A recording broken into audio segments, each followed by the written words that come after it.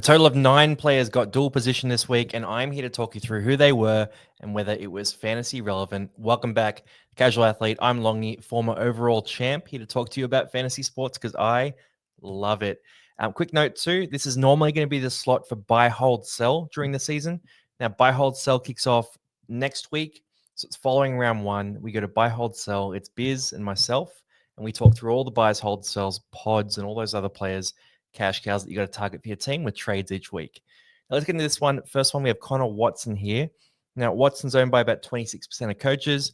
He just got the middle and hooker dual position. Now, for mine, I'm a bit concerned about Watson. Zach Docker-Clay is named on the bench. Watson has been in and out of my team today, and I'm not certain where I'm going to land on this, but I'm a little bit concerned about the minutes. Not completely concerned. I think he still plays about 70 minutes a game, but he maybe plays 80 minutes. He maybe moves to lock a bit. I'm just a little bit worried. And at 663K, he's pretty expensive. So I'm considering whether I want to move off Watson. But at the same time, he should be good. And that hooker dual position is fantastic. If you don't own someone like Harry Grant or a gun hooker, you sort of have to have Connor Watson. Next one, Tyson Frizzell. So Frizzell gets the edge middle dual position. Now, 589K, it's not the best price point.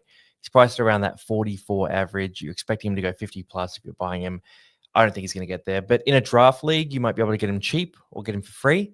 So if you're in a draft league, then that dual position is super valuable for you there. Third one here, and we've got 9 of these to go through today. Mark Nawani Tawase is there with the dual position for wing, fullback, and center. So this one's actually really valuable. The center edition is not crazy, but it just adds a bit of flexibility to your side. And if he keeps his spot in this team at 350K, he's a pretty great buy. It's just not certain whether he is going to keep that spot. And again, at 350K for a guy with uncertain job security, probably not someone I'm jumping onto, but I do see the appeal with him. Great dual position ad, though. It's really strong there. Keep rolling through. Fletcher Sharp, he gets the half and wing fullback dual position. Now, if you're running Fletcher Sharp, you're probably running him at the wing fullback. So I don't think this adds heaps of value. I don't think Fletcher Sharp has a ton of upside for fantasy. I just don't see the production outside of some strong attacking stats. He's a great footballer in real life, but the kick meters aren't going to be there. The base stats aren't going to be there. And overall, at 550K, he's just not someone I'm considering. Then rolling through, Jack Williams gets a spot here. Now, I did a bit of a deep dive on Jack Williams in our other video, but for Jack Williams, 505K, it's pretty expensive for what you're getting here. He's starting in the edge back row spot, so middle and edge dual position is quite nice. I'm more attracted to picking up a guy like Jack Williams here if he's starting at prop, right? Because if he starts at prop, he plays in the middle. His work rate through the middle is fantastic. His scoring on the edge is not as good. So I'm a little worried about his scoring the edge, unless he can jag a few attacking stats, which, might happen. But no Moses in this para side. They're missing their starting wingers. It's a pretty weak Parramatta team against a strong Melbourne side. So for Jack Williams, he's some value, but he's not someone I'd be targeting even with the dual position. Then Alex Seyfarth, this is one that's been long awaited and demanded. So Seyfarth gets that edge middle dual position. This one's very valuable. And if I was getting one of these guys, it'd be Seyfarth. Now, he's not in my team at present, but he is someone I will consider closer to round one. Now, with him, he's going to average about 47, 48 points. If he's starting in the back row playing 80 minutes, that's kind of his number. So at that price, it's fantastic, right? Sort of high 40s.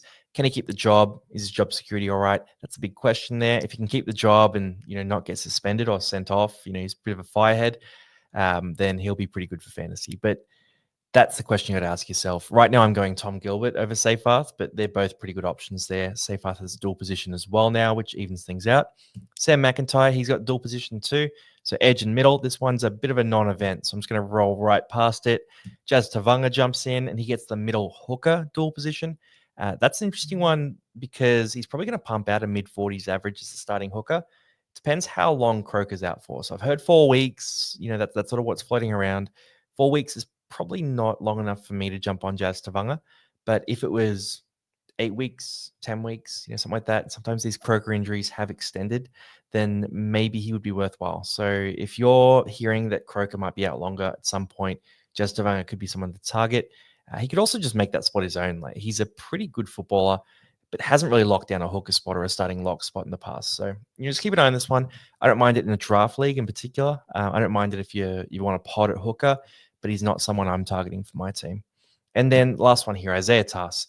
Now, TAS is one that's 325K, right? So it's a good price point. He's a goal kicker for South Sydney too, which is fantastic.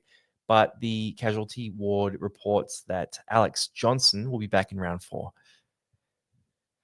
So if Johnson's back in round 4, Munro's the other winger. He's obviously not going to get dropped either. Then TAS probably becomes a bit of an obsolete pickup.